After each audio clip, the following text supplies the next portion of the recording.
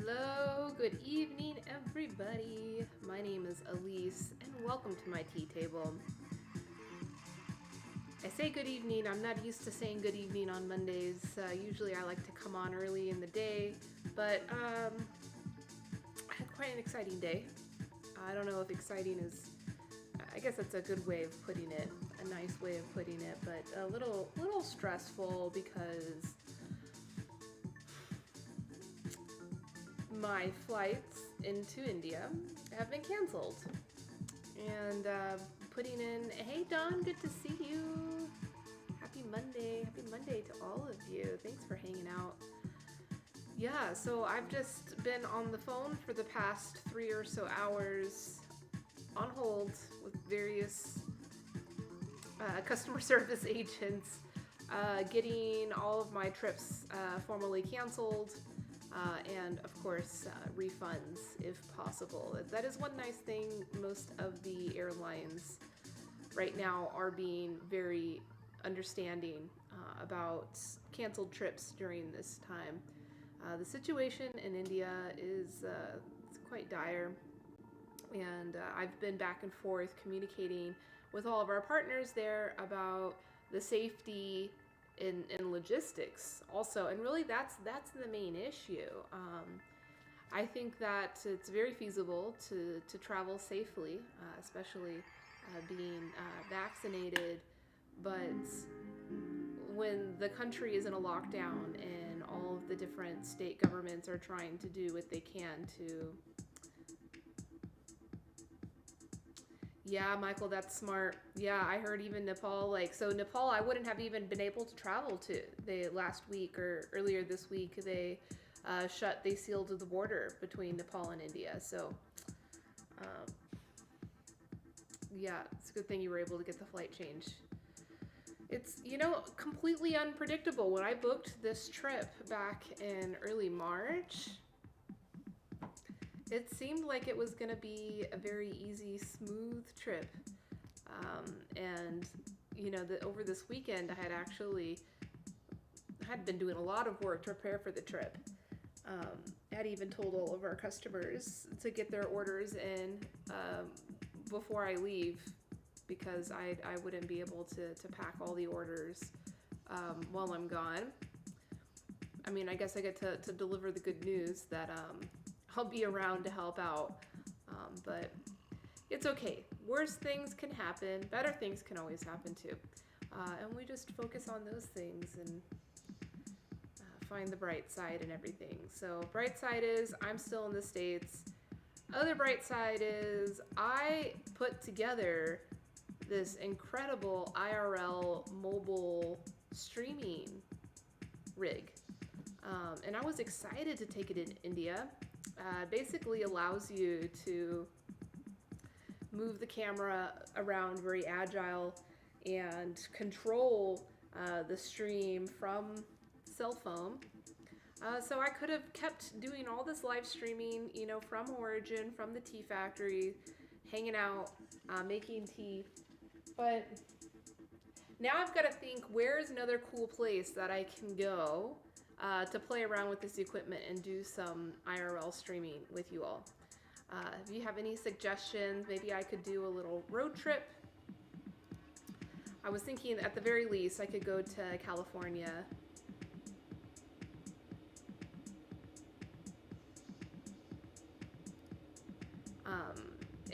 And do some live streaming from the beach, or maybe from a friend's tea table. I'm just I want to play with all these gadgets, and I can't really do that now, but it's all good. I'm gonna drink some tea. I haven't drank tea all day. It's just been one thing after another. Oh yeah, Eric, you think I should come visit you? I guess I could. That would be a good idea. Hang out in St. Louis. I wouldn't necessarily need to drive there. It's a long drive. It'd be an adventure.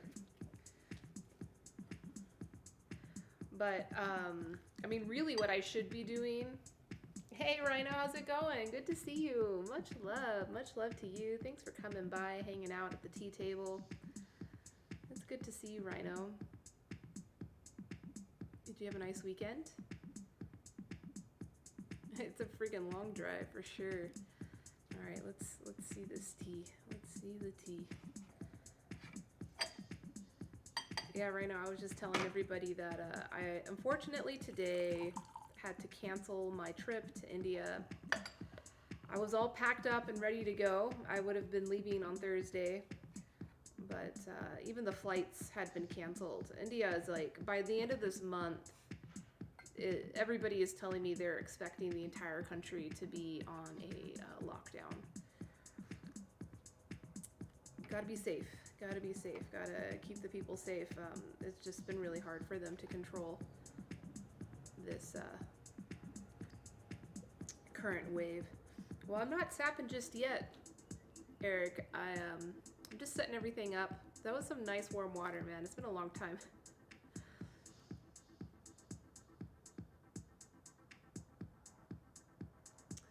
Yeah, they have over 300,000 cases. So that's cases. Their daily death count is still less than 3,000, which,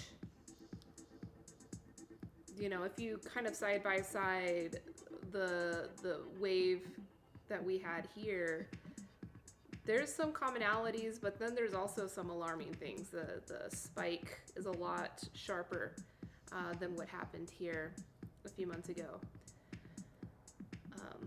But I would imagine in a place like India, there's probably a whole lot less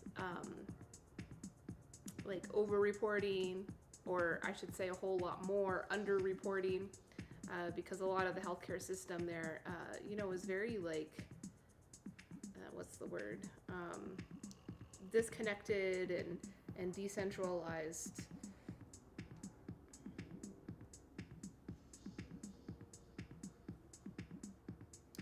Yeah, perhaps. But yeah, no, the daily new cases is 300,000. Actually, I'll pull that up right now.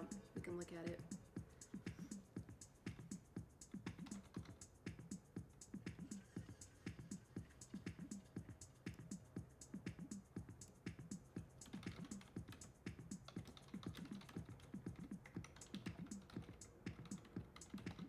But, you know, it just means that I can take my efforts. Yeah, 3,000 deaths. Which is, you know, it's not a small number. Like, that's a...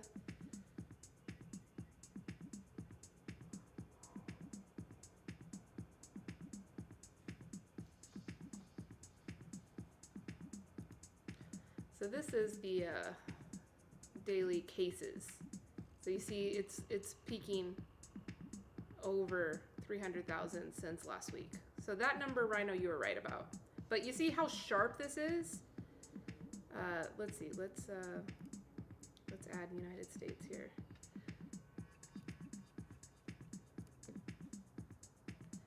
And you look at our peak here. Like, this was like our big peak. It wasn't so sharp. You know, like, this was scary. When this was happening, it was pretty scary. But, like, look at that. It's like, boom. And, I mean, it's just the start of it.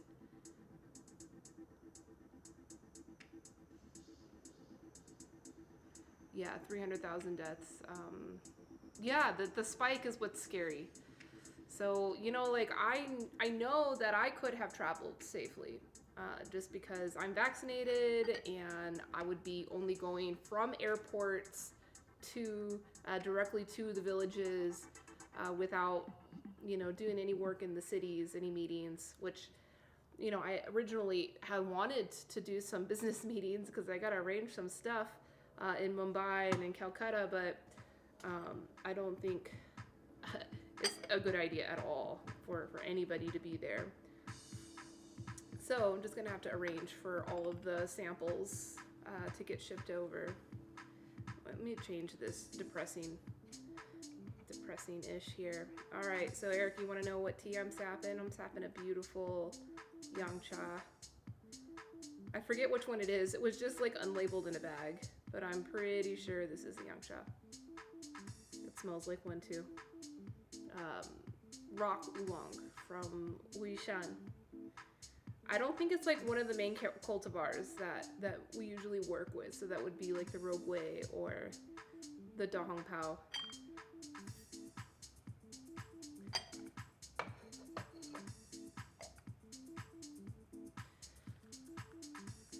So yeah, now I'm like itching to get out and use my IRL rig because I invested in being ready to stream on the streets in India, but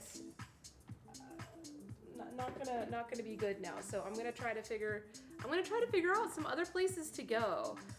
Definitely we'll hit up the beaches in California, maybe do some streaming from there, visit some tea friends, and showcase what the Gung Fu tea drinking, tea sharing experience is outside of what I have here, showing other people's Gung Fu. I think that could be fun. And Eric of course is egging me on to visit him in St. Louis, which wouldn't be bad. St. Louis is a good spot for tea, surprisingly.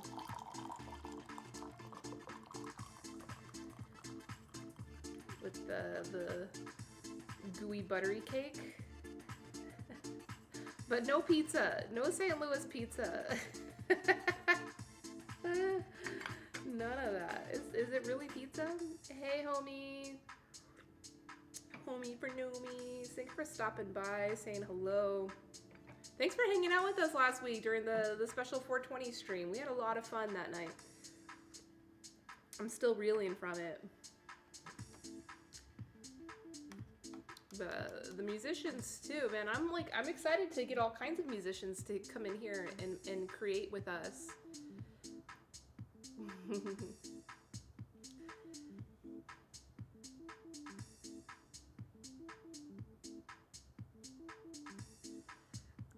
Okay, so hey, Eric, let's see. Rhino's got a question, and you're lucky that Eric is here because Eric doesn't hang out in my stream too much. So you're lucky that he's here. Eric is probably one of like the top clay aficionados that I know personally, based right in St. Louis. So Rhino asks, I made a teapot earlier that is beautiful but has a spout that ended up substantially lower than the rim of the pot. Do I recycle it? Yeah, I mean, ideally you want the spout in the rim to be balanced. So like if you have it like upside down, it's all the same level. Let's see if I got a teapot right here. I do not have a teapot handy right here. Got a whole bunch of other shit, but no teapot. Oh, this tea is good though. It's so gentle. That is what I needed. After 3 hours on hold. And like on hold for sad information. Yeah, I felt a little defeated. I was like, I don't even know if I want to stream. But I need to. I need to talk about something positive. So Eric says, no worries for a lower spout, but how substantial? You can't fill it all the way up? Like with more clay? Are you suggesting that he just add more clay to it? I saw a teapot in New York City when I was there last week in the Nepalese tea shop. She had collected some teapots just from Chinatown stores there in New York. And one of them had this like huge spout. Like the teapot was like this big and then the spout like came out like that high. I was like, how does that even work? She said it was her favorite teapot. And I think a lot of that is just sometimes people get into tea and are just like attracted to pretty things, interesting looking things. Oh, so yeah, then that's gonna require an extra level of gung fu, Eric, if he can't fill the water or tea all the way up to the lid. Right, because all that's gonna happen is that it'll start spilling out the spout, that's it. It's not gonna affect like the drain, decanting, the flow on decanting. Yeah, so I'd say go for it. If it's a beautiful teapot, might as well finish it.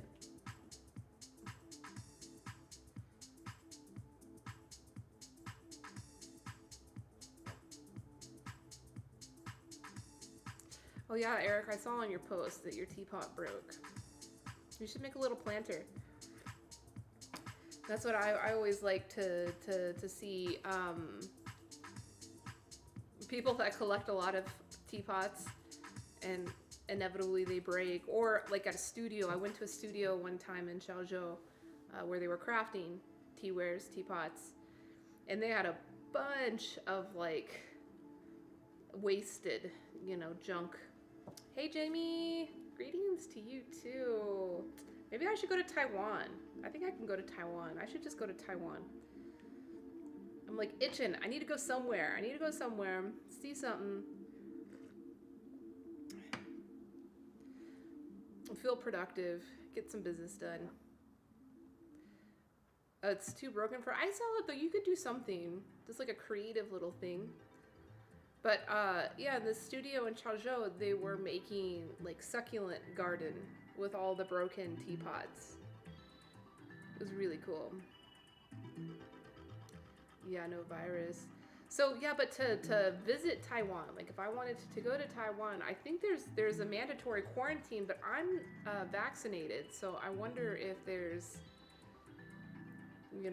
but I don't think like any of the countries are really taking the vaccination seriously. It's just like, oh cool, you got it. We're still gonna follow all the same rules, which I respect, is fine. But it was kind of pitched, the vaccine was kind of pitched as like the magic shot that's gonna like open all the doors for you. Oh, so if you have the vaccine, it's only a week quarantine. Okay. Next month. So yeah, maybe I will go to Taiwan. I'll look into that. Maybe go to Japan. I heard that Japan flights are really cheap right now.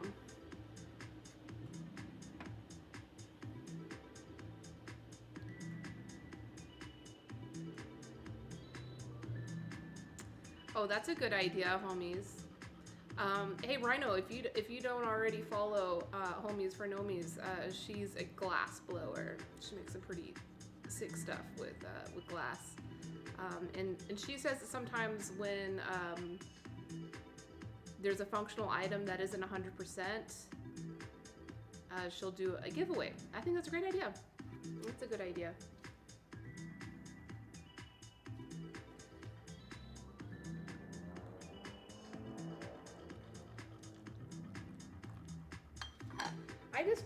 I feel bad for India. Like I was talking with some of our partners there this morning, as I was kind of deciding to cancel or not to cancel. I mean, obviously, whenever I got the notification that the flight was canceled, I was like, okay, I'm canceling, I'm not going. I was just like, it's too bad for all the farmers and the businesses that need to source on this side. Yes, like there are definitely delays in shipments and orders that are not being processed at origin, pissing off, people that need those teas for their products here. But then, like there's families that their whole livelihood is dependent upon international sales, and even domestic sales are going to be tricky because they're probably going to be in this lockdown for the next few months. Yeah, homies, no worries. And if you're not following Rhino, go check out Rhino. He's got really cool content. He's got bubbles. This is really awesome. He's got bubbles, but he throws clay. And since I came across his channel, I'm always instigating and encouraging more teaware. Don't worry, I do the same thing to homies too. I'm like, oh, you can make some glass teaware, maybe something like this. Could you blow something like this? Oh, bubbles, yeah, you got the emotes too. Speaking of emotes, we got a new emote around here. I like it.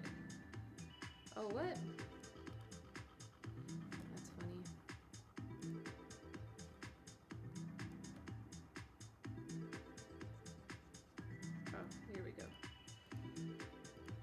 We got a Hopa.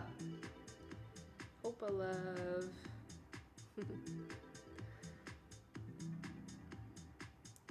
Good. More community. Yeah, he's cool. And I don't know if you still do it right now. I haven't been on your stream. Well, at least like I'll pop into your streams and hang out for a little bit. But I haven't seen the end of one of your streams, which I know before you were doing some pretty epic didgeridoo sessions to like ground everybody and get everybody ready for the raid. You think it could? I would have no idea where to start blowing something like this. But it's really cool. It's got like the color designs here.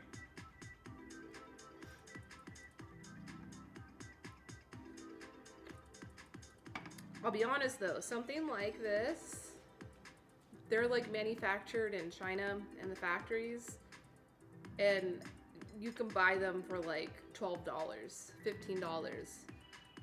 You know, of course, once you import them, maybe a tea shop is going to mark them up to like $20, $30 maybe.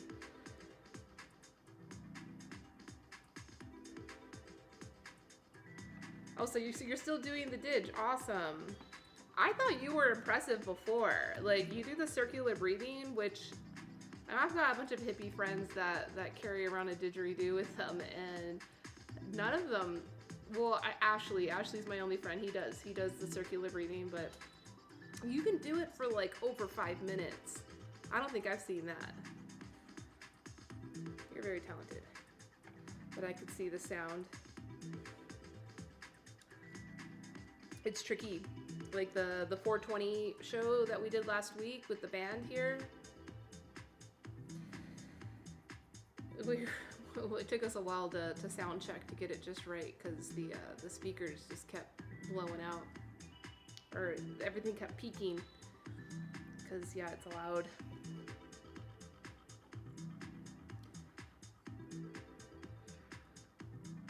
This tea's energy was exactly what I needed, because yeah, I was feeling so down. I still have more work after this. I am now a TikTok creator. I was kind of avoiding it for the longest time, because I'll be honest, I kind of didn't believe in the platform. I thought that there wasn't a lot of opportunity, progress on that platform, but I think it's changed a lot over the past few months, and I've found the niche of what I want to bring to the platform. So it's going to be a lot of story time. I like that on TikTok. I mean, I don't like how a lot of the basis of story times is like shitty date drama, or, you know, I met this guy on Tinder type of stories. You know, I want to tell stories about, you know, kind of the intercultural experiences that I've had with my work. Even outside of tea, it will be very tea focused, but, you know, sharing stories from when I was in the Peace Corps, when I lived, you know, among different communities, because I think there's a lot to learn from hearing someone else's story. And maybe there'll be a meme here or there. I am this is a very pro meme space. But the ultimate goal with what I'm gonna do on TikTok is I want to bring everybody to Twitch. Oh, cool, homies. I'll have to go follow you on Twitch. Yep. T-Let T, is your handle the same as well? Mine is exactly the same. Like, my handles are the same everywhere. Yeah, it's just like, I think TikTok, maybe not as much as Twitch, relies upon consistency. It's like some really shitty content does well there. And a lot of it, I think, has to do with just the consistency, like the raw consistency. Twitch is different. Like, not only do you need to be consistent, but you also have to be engaging. The content, you know, and the better quality of the content, the better the community will be. But I just think TikTok's a really great place to reach a mass audience. And if you have a compelling story that like pulls them in, that they will want to be invested in, you know, hopefully we'll see more people here on Twitch through that. Be like, all right, you got that 1 minute story. If you really want to be my friend and you really want to come sit at my tea table, come over to Twitch. Cool. All right. When I get done here, I'll go follow you. Yeah, we got to support each other, because you can't even like put your link on your profile or do live videos there until you have 1,000 followers. But I don't think it'll be too hard to hit 1,000 followers. But yeah, my very first post was like from like 3 years ago. I tried it out. You know, I'm always like really hip to the new software or technology and just like want to be there. And back when I first posted, my content was not applicable there. But now it's different. You know, I think there's a more mature audience that's adding to the culture there. So Rhino, you're debating, since it's not fired yet, the clay can be reused. Oh, I see. So, you know, I think it'll work. If like you're really committed to the, or not committed, but you really think it's a beautiful piece. I don't think that the spout being shorter like that is really gonna be a make or break. Like that could just end up being like a really special teapot just for you to use. Because yeah, you would have to be mindful about not overfilling it, or else everything is gonna pew pew out of the spout.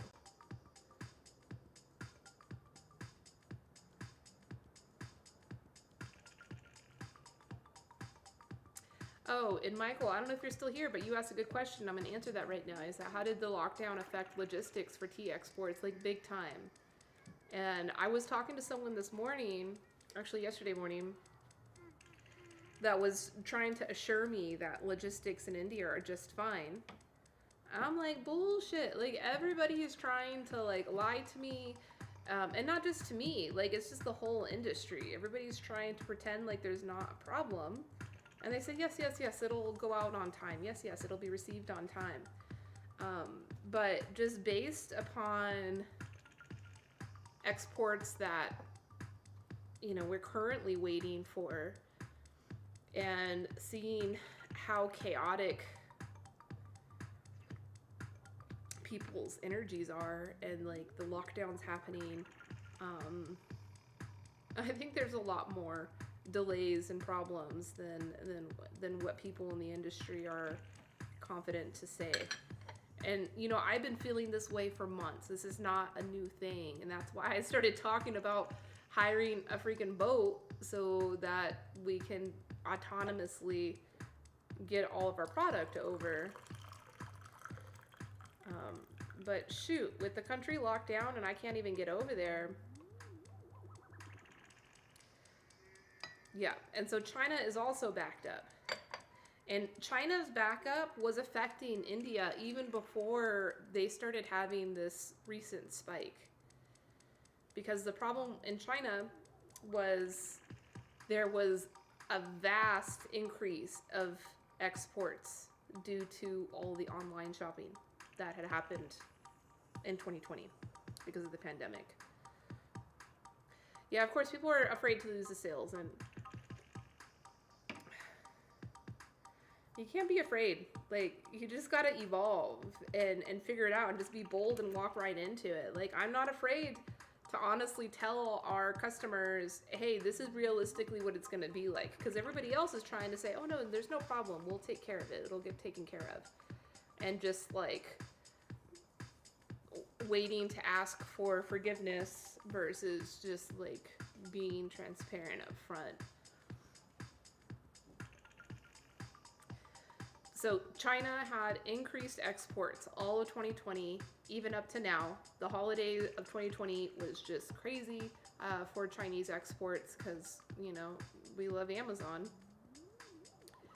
And so the ports just got filled with product waiting to get put onto a container and onto the boat. But there is boats, and the country is pretty operational now. You know, the pandemic didn't affect China as badly as it's affected other places. So people were working, business was still operating, but the piece of the puzzle that was missing was that there wasn't enough containers. Because for every 4 containers that leave China, only one of them comes back. And so the ports are just getting filled with warehouses with all these products, these exports that are just hanging out there waiting to go out. And so some of them have been waiting there for over a year. And other countries were sacrificing their own containers because the freight companies were making more money sending the empty containers to China for dealing with their increased exports. So everywhere, Japan, Taiwan, Vietnam, Thailand, even the United States. So like there was some issues where the FTC is investigating freight companies that were denying agricultural exports in favor of sending the empty containers to China. Because they make more money. I mean, how freaking ridiculous is that? Yeah. You're right. We got to put everything up front. I mean, because it's always going to end up coming back to bite you. Michael, you have a sailboat? What? Why have we never talked about this before? How large is your sailboat? I can help you do a tea run to Asia.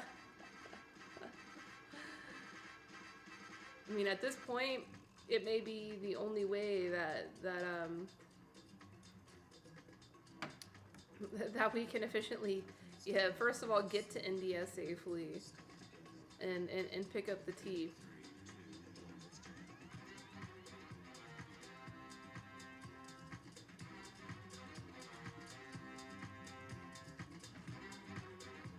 Thank you, Sojourner. Always bringing the cool beats for us to enjoy.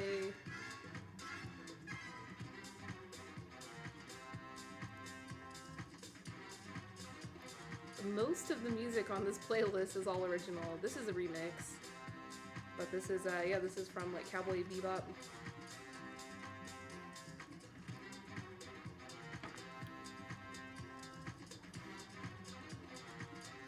So I did have an article I wanted to go over. I don't know, maybe I'm not feeling it, but we can take a look at it. We'll take a look at it. Yeah, I just got to keep looking on the bright side. You know, this is like more time that I can invest in producing a really great virtual tea festival, which is going to be happening in the first week of June. And preparing for the World Tea Expo. They just announced last week that they're going to move the World Tea Expo, co-locating it with the nightclub and bar show here in Las Vegas. It was supposed to be in Denver in July, but now it's going to be here in Vegas. So I'm like half a mile away from the convention center, so I look forward to hosting some folks.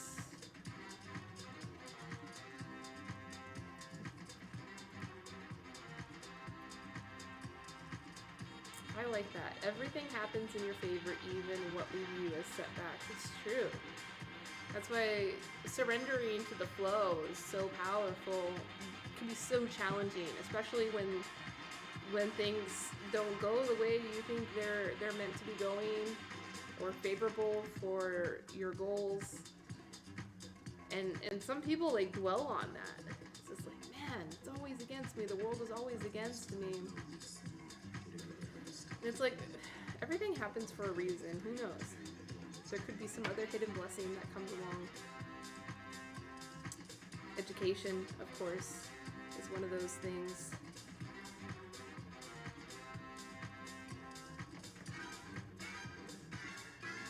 Thank you for those words of encouragement.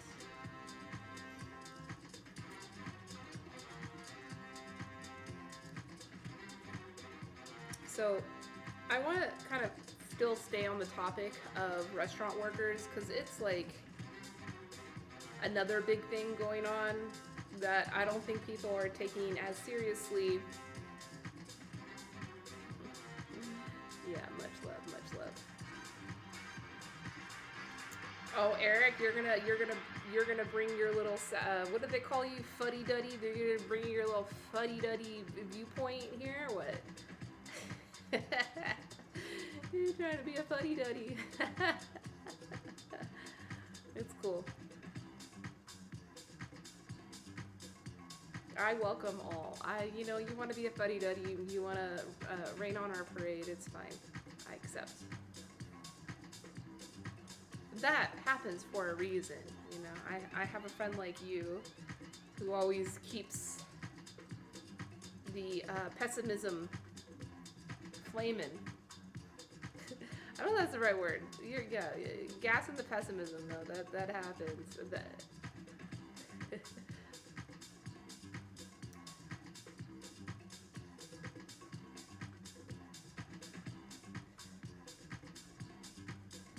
Everything has its purpose.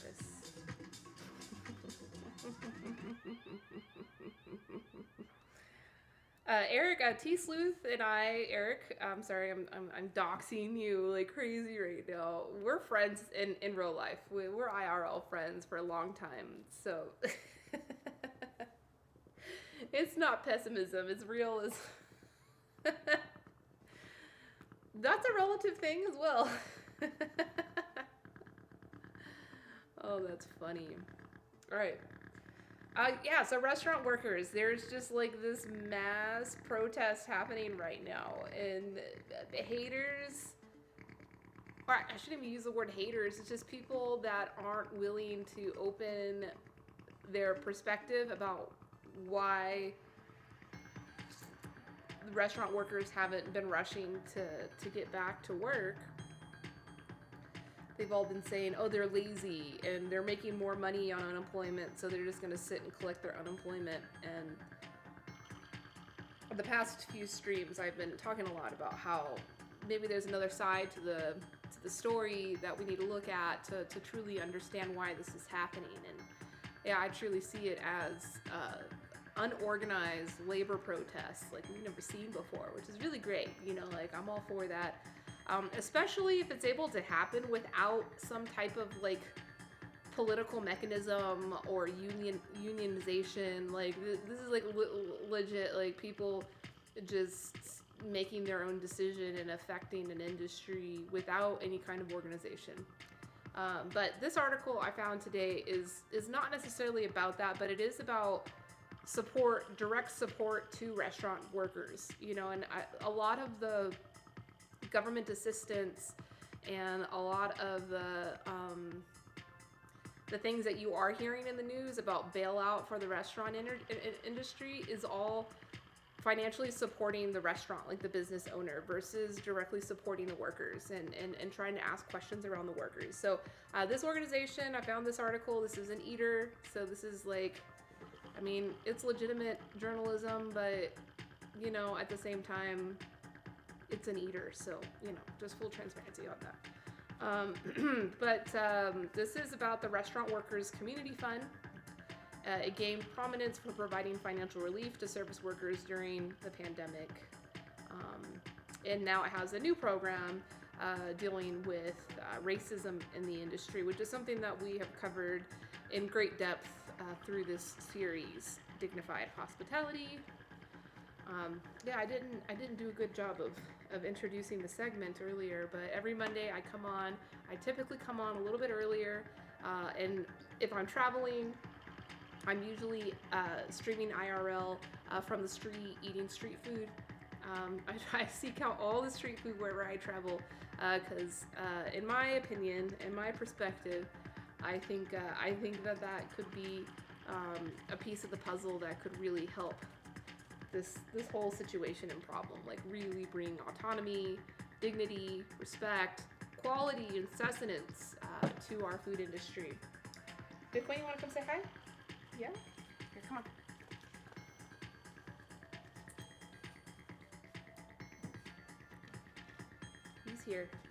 He's here. Bitcoin has made it to the stream. He's been a good boy. He's happy. He's like, oh, she's not going away for 2 weeks. That's good. He always gets so sad when I leave.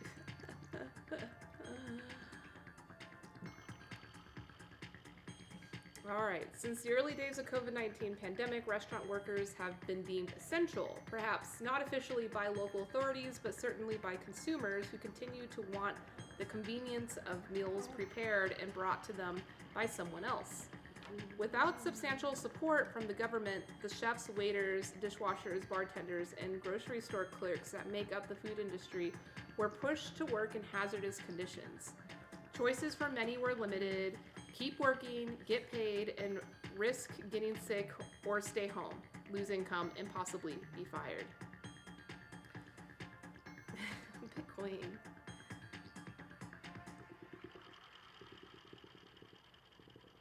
With support sparse as it was, one organization swooped in to fill the gaps. The Restaurant Workers Community Foundation, a nonprofit created by industry veterans. The foundation, which first took shape in 2018, created a coronavirus relief fund whose money was distributed directly in the form of zero-interest loans to restaurant workers, other nonprofits helping restaurant workers in crisis, and restaurants. Oh, so they did fund restaurants. Okay. I was under the assumption that they exclusively were directly supporting the workers. Yes? You gonna do some yoga? You gonna do some yoga? Here, sit down. Sit down.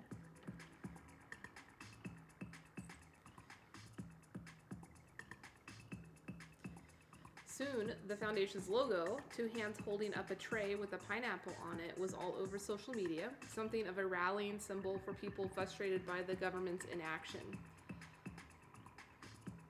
The RWCF saw an outpouring of support, and by the end of 2020, the organization's coronavirus fund had brought in close to $7 million. That's incredible, $7 million. All right, Rhino, thank you so much for hanging out with us. I hope you have a great rest, and we'll see you. We'll see you at the wheel, I'm sure. Yeah, Bitcoin is cute. He knows it, too. You used to work in the restaurant industry. I think a lot of people did, you know, or do, or, you know, even want to, but, like, right now, they're using this as an opportunity to be like,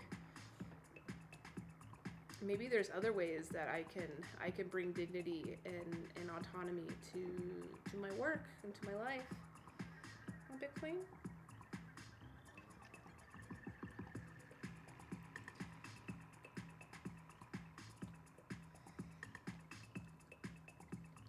What? Did you eat something spicy? But $7 million, that's pretty incredible. I wonder if this was like the same. I heard one of the celebrity chefs had like donated a bunch of money that was gonna be directly distributed to like Guy Fieri or something like that. One of those celebrity chefs had done something. This relief fund has been crucial for the restaurant industry and its most vulnerable workers, but the foundation has a vision that predates and goes far beyond this most immediate of crisis. So in 2020, building on its momentum from successful coronavirus relief fund, the RWCF launched the Racial Justice Fund, aimed at helping to create a more just and equitable restaurant industry, one that will live on after the pandemic has ended. Because the fund is so new, its steering committee is still in the process of deciding how it will take shape and where money will be directed. Here, Steve Ollie, project coordinator for the Racial Justice Fund and vice chair of the RWCF's Fundraising and Development Committee, and John DeBerry, its co-founder, joined me to talk about the direction of the new fund. So, it's going to be an interview. Bitcoin, you got stink breath. I'm going to have to brush your teeth, boy. What a cutie.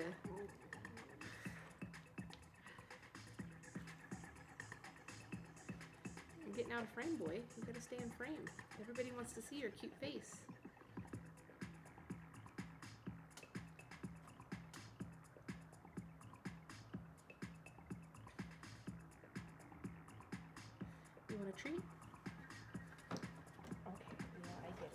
she wanted. I understand.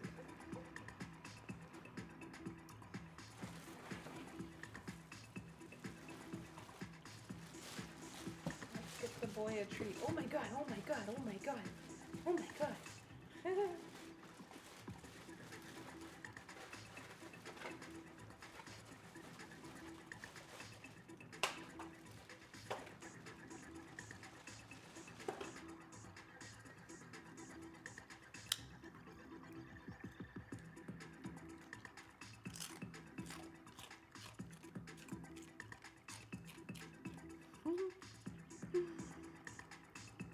His favorite, Chicharron.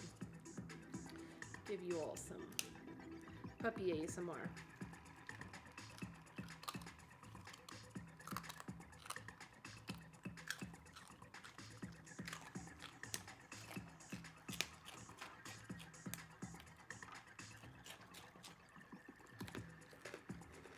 And it's a treat I can enjoy too.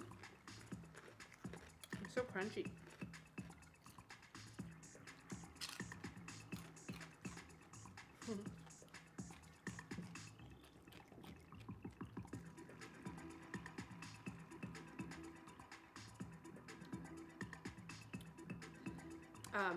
Homies, where did you work before? Like, what area of food service did you work in? Were you like a cook or server, bartender? And did you focus more on like fine dining, fast casual? Just so I can understand the context of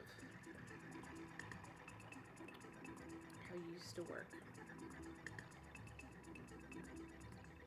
All right, so let's talk about the Racial Justice Fund and its purpose. So John DeBerry says it goes back to our founding mission and the need to advance structural changes in the restaurant industry. One of our program areas is racial justice, and everything kind of intersects.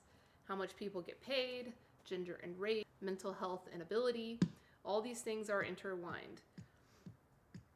Justice has been baked into our mandate from the beginning.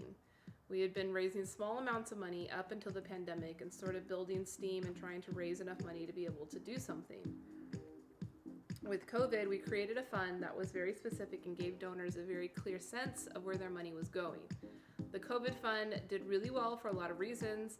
Some of the feedback that we got from donors was that they loved that the fund was really transparent in what was happening with the money. We had almost daily updates on where the money was going and how much we raised and what we were doing with it. It wasn't this sort of mysterious cloud that people were just throwing money at. So that was a good clue for us that maybe this is a good model for us to replicate, to give donors channels and for them to be able to select what they were interested in supporting. The events of last summer made racial justice a huge priority for a lot of people, so we began to formulate an idea for a fund whose structure was similar to that of the COVID fund, but rather than the COVID fund, where it's very easy to say, okay, well, these people need direct financial assistance and this loan program needs to happen. It's different when they're talking about race. And as mostly white-led organization, it felt a little weird to be like, okay, well, let's decide who gets to get money for racial justice work. We really wanted to create a decision-making model steered by people who were connected closely to the communities and to the causes that they were fighting on behalf of. And one of the key points of the fund was that we were going to trust people to distribute the money and create a steering committee of advocates, people in the industry who had been working on this for years. We wanted to launch in the beginning of 2021 so that it got on the people's funding schedules. A lot of the institutional donors map out their grant funding making for the year relatively early. With the timing, it felt important as a dovetail to the COVID fund's momentum to say, okay, now we have your attention. Here are the structural issues that have been plaguing the industry for centuries. It's true, for centuries. This is how we're going to start to address them. As you were thinking about creating this fund, in which ways were you seeing people of color working in the restaurant industry be affected by the pandemic? So Steve Ollie, this is the other co-founder of the fund, says, I think the most disparity is apparent when you're talking about undocumented workers. The former president's administration did not include the undocumented workers in relief plans, and a lot of states followed suit. So undocumented workers of color were in a situation where they would have to continue working if they wanted to continue living, but if they continued working, they may not stay alive much longer. The great irony of this is that when people have to keep working, the more they're interacting with other people, the more likely it is that they're going to spread the disease. By leaving off undocumented workers from relief, making it difficult for them to access without putting themselves and their families in danger of deportation, imprisonment, or something worse. It actually held back our pandemic response. We have a lot of situations, whether it's with the pandemic or before that, where workers of color are getting the worst possible deal.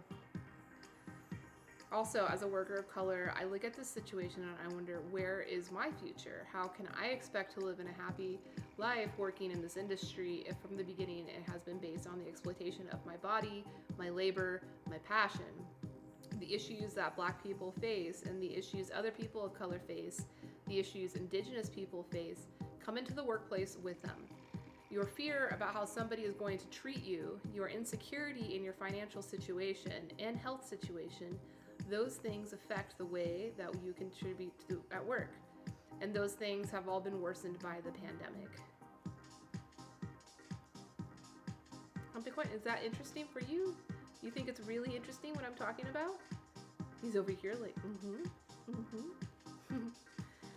Homie says, mostly a waitress server. I worked everywhere from higher end to the small breakfast place as a wide variety of places. The only big name company I worked for was, oh, you work for Fridays. That's the quintessential, that's the one that they make fun of in Office Space, right? With all the flair. Which, I did a stream a couple months ago talking about the objectification of servers. And it's all based on an ancient practice of sexual hospitality that households used to offer for their guests when they came. It was the worst. They took a decent % of your tips for the kitchen staff, hostess, bus people, etc. And the area had a lot of people who would complain about a percentage of tip being added for larger parties because they didn't believe in tipping. Only place I ever heard people say that on the regular. Yeah, it's terrible. And, the whole tipping model, it really puts a lot of the burden of the customer basically paying your wage when the customer has already paid a company, for a certain product that they wanted to order. It's like tipping is this extra responsibility, and some people are great with it, especially people that work in service. They know how it works, and they just never question it. They just automatically just tally it in their head. Like when they're looking at a place to eat at, and if they're trying to budget, they already have that in their head. It's minimum 20%, no matter what the service was minimum. But not everybody thinks that way. And I don't think that that's a problem either.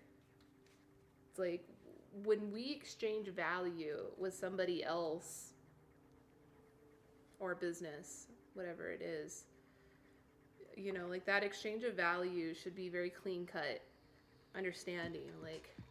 I wanted this, and this is how much in return I've got to pay for that service or product.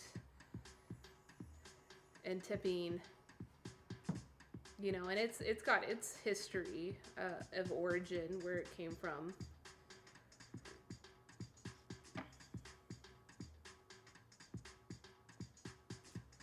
And then it adds this level of entitlement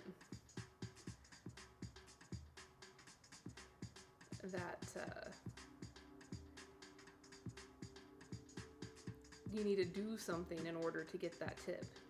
Which the federal minimum wage for restaurants, the federal minimum wage for restaurant workers, for tipped, they call them tipped employees. Anybody who's going to be getting a tip, the federal government allows you to pay a minimum of $2.75 an hour. Because the remainder is going to be coming through the tips.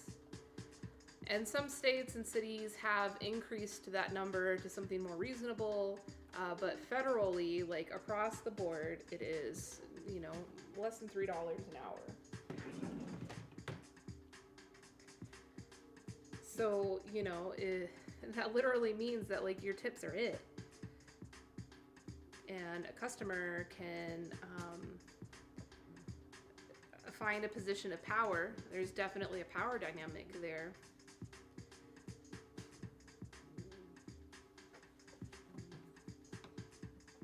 It's a terrible model. It's true. Bitcoin, you ate all your treats. Yeah, you ate all your treats. You were a good boy and you ate all your treats. You think that you were a better boy and you deserve more treats? You endless pit, your belly. Such an endless pit.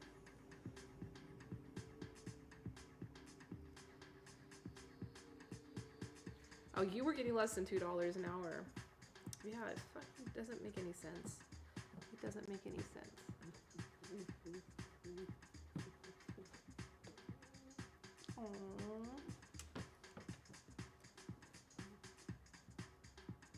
Oh, interesting. So even if you didn't get tipped, you still have to tip out I mean, it's good that they're watching out for the rest of the staff.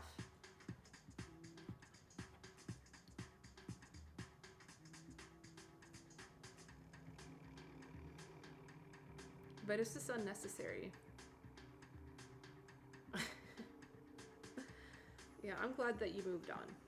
I'm glad that you found your boundaries and you moved on to something that works out better for you. Bitcoin's happy for you too.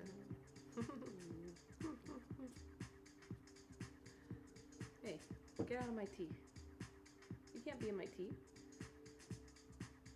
Are you ready to get off the table? Are you gonna sit down?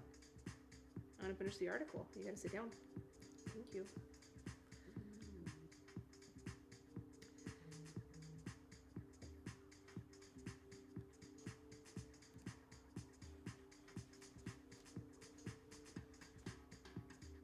A recent study showed that by job sector, cooks have faced the highest risk of death due to COVID-19. That overlaps with so many other risk factors, again, disproportionately affecting people of color. Oh, that's interesting. I wonder why it's cooks. That's interesting.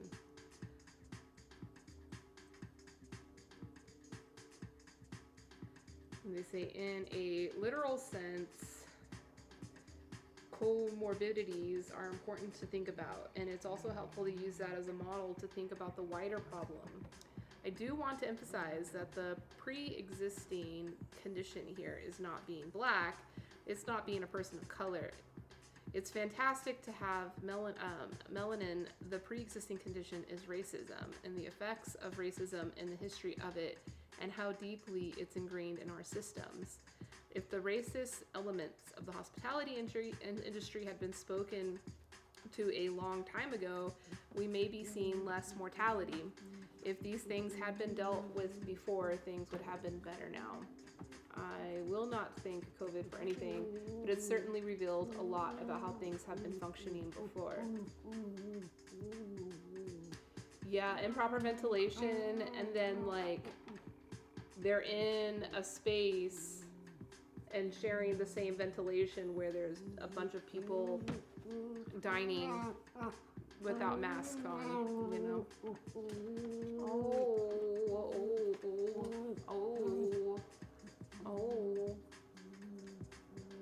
Oh, you little vicious.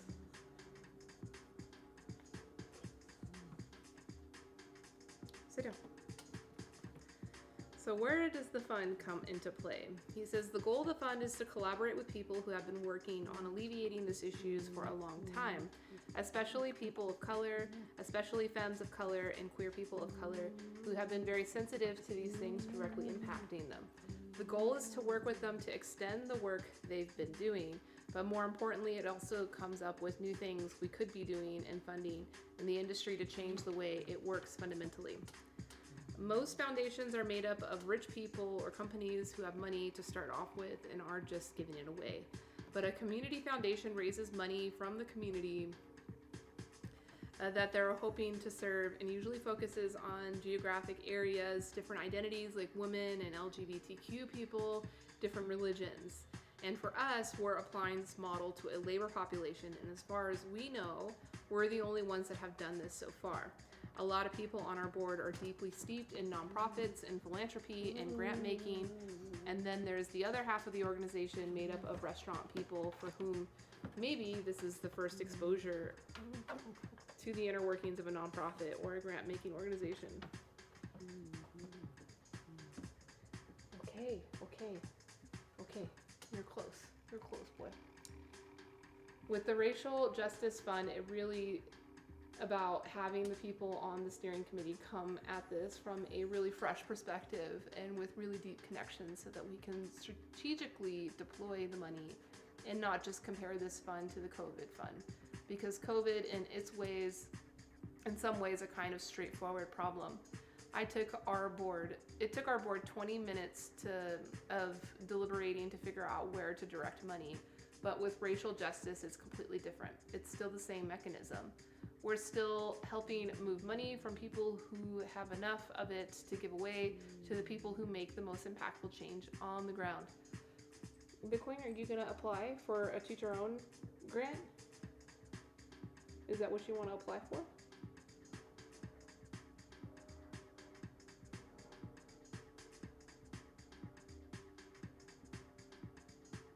All right, so where will the majority of the resources go? Each member of the steering committee is coming into this with their own ideas of what the restaurant industry could become. And we have certain benchmarks for a radically just industry. Things like making sure people are getting compensated fairly and aren't exclusively reliant on good tips to have a sustainable livelihood, making sure there's a path to restorative justice in the event that harm is done. But the truth of the matter is that as steering members, we're all coming from different generations, backgrounds, and corners of the industry and amounts of awareness of things like the literature around social justice work. So we all have different senses of what it takes to reach racial justice. The work of our steering committee is going to be to reconcile that. We're looking to create a movement towards a better world where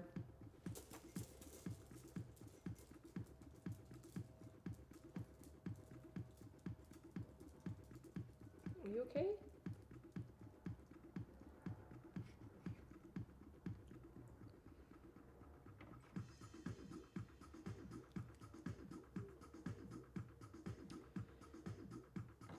Where people can live and thrive in this industry without having to sacrifice themselves or be ground under the gears of the industry just to make the rest of it function. That's the best that I can do in terms of saying what the fund will become, which, didn't even answer that question, but it's okay. Even within our community, we are not monolithic. We're not all black. We're not all one race. I am a Nigerian immigrant. My understanding of racial justice issues is going to be different from a black person born in the US, from a black person who grew up on the West Coast. Our goal is to try to represent as many perspectives as possible and come up with plans that move the industry in a positive direction for as many people as possible. So what does the future look like? That's a good question. Economic justice and racial justice are linked. It's a symptom and a cause where people aren't paid enough because of racism. But then it's a feedback loop where the inequalities get further compounded by these systems. This is why the Racial Justice Fund is structured the way it is. If we wanted to just give out money, we wouldn't have gone through this process of creating all these structures for decision making. The traditional philanthropic model creates a band-aid, not necessarily using the money to heal anybody or to really solve any problems or understand them deeply. There's a subtle, nuanced line between a band-aid solution and structural change. The COVID relief efforts that we undertook was a band-aid. It would not have been necessary if we had a functioning tax system and an equitable society. At the same time, it created an opportunity for us to be able to address the structural issues that are going on in the restaurant industry that led to COVID being so bad for workers in the first place. You don't really see how something works until it breaks. And the restaurant industry was broken last year. COVID just magnified everything and made everything so much more drastic and so much more unequal. In terms of what equality looks like for the restaurant industry, I think it's people being paid equally and not having those racial and gender disparities that are so obvious and significant right now. But I think there's also a world beyond that. There's a room for a lot of creativity in terms of other structures that can exist. Ways of creating an economy that exists outside capitalism, which is inexorably linked to white supremacy, and creating space for those ideas and trusting other people to come up with those ideas.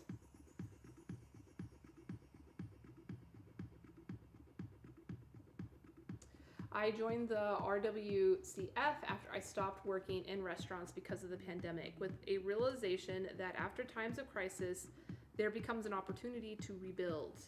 I wanted to get involved with somebody somewhere who I felt was also interested in rebuilding and looking towards the future. I envision a racially just industry to be one in which we can thrive, even if the people who are in the insular top levels aren't paying attention and aren't dining to help us. There's an idea that the comes ups in a lot of Black Marxist social justice circles about dual power. The idea that we need to have institutions that exist parallel to the ones that already exist to ensure that our people are taken care of. Because left to its own devices, the system that exists isn't going to be what we need it to be. I think a racially just industry is one where people are getting paid, getting health care, people are getting the resources they need. And autonomy. I mean, that's the big one that I always, and it's like, I feel like that's a word that covers like resources, money, just programs, and benefits to the workers. I feel like the word autonomy, covers a lot of that basis. Are you done? Are you done? I mean, you were pretty vocal. You had a lot of things to say.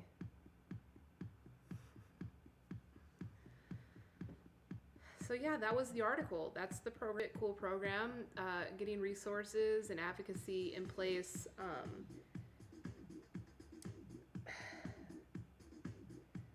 I based upon the answers that both those people provided for like their vision of where they see the fund going and what kind of programs it would be and what kind of future it would be supporting.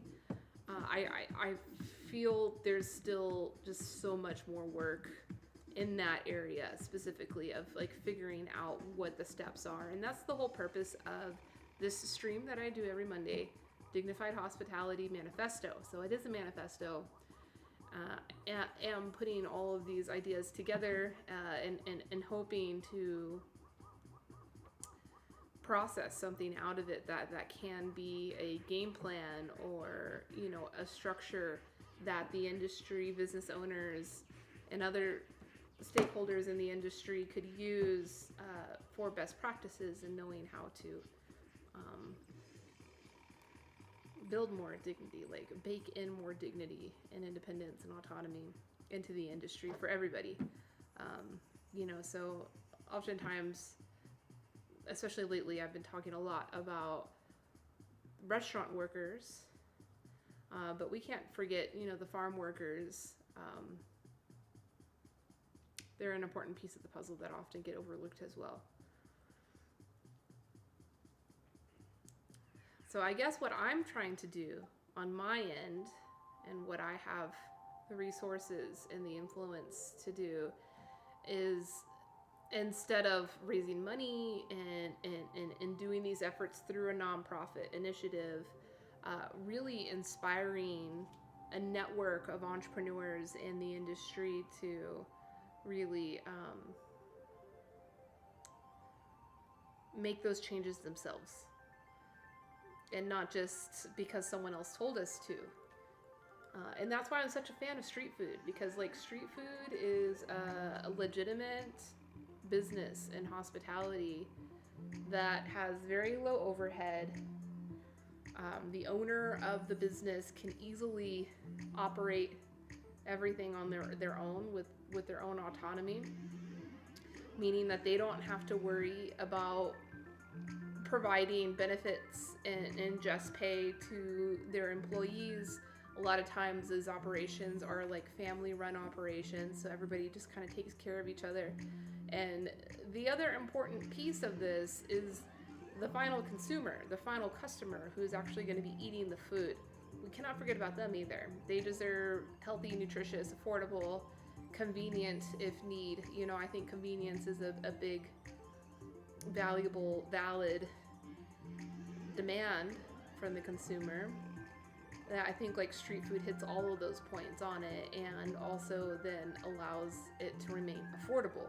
Because if we really are going to talk about how we're going to fix the wage system for restaurant workers, and then the supply chain issues, going out to dine is going to become very costly.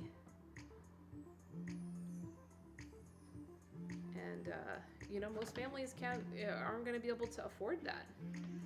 But maybe they still do need like nutritious, warm, convenient food. And I think street food is a really dignified, awesome way that is a win-win for everybody involved. So yeah, that's my pitch for street food. You'll hear me say it again and again and again. But I think I'm gonna end this stream. Bitcoin's getting a little restless here. I've got to record some TikToks before I can head home. But thanks for hanging out. I hope you all have a wonderful Monday night and a great rest of your week.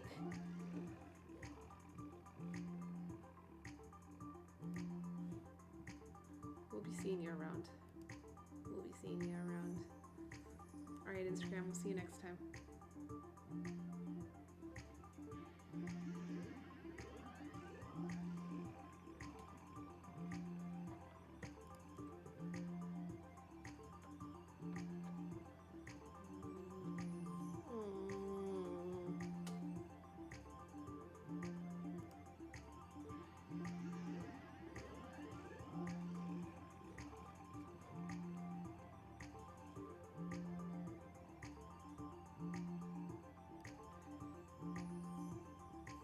We should go listen to Stray O Train. I like his stream.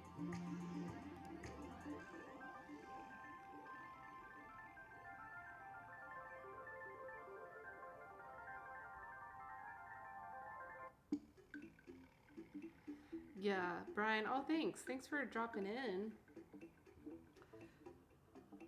Yeah, I think restaurant owners are going to have to, super simplify their operation and reduce overhead. And yeah, it's a good idea. Remove front of house. Like, if you really want front of house service, you're going to have to pay for it.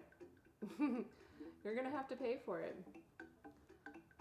But if you want, like, nutritious, warm, convenient food, you don't want to pay a lot, then, yeah, maybe you're not going to get that front of house service. Yeah. Bitcoin's fine with that. He's like, just give me the food. Give me the food. All right, let's go raid Stray O Train. He's a music streamer, a looping artist out of Goa, India. So I can tell him I'm not going to India, because I was telling him a few weeks ago that I was coming. And I was thinking that I might have been going to Goa, which is it's a resort town. It's like a beach getaway town. You know, for networking with the sailing community, I may have had to do a trip there, because I've heard that that's a place where a lot of people with sailboats do hang out. Well, let's go give him some love. Tell him the tea girl sent you.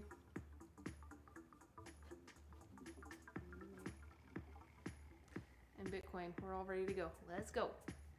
Let's go. Much love, everybody. See you next time.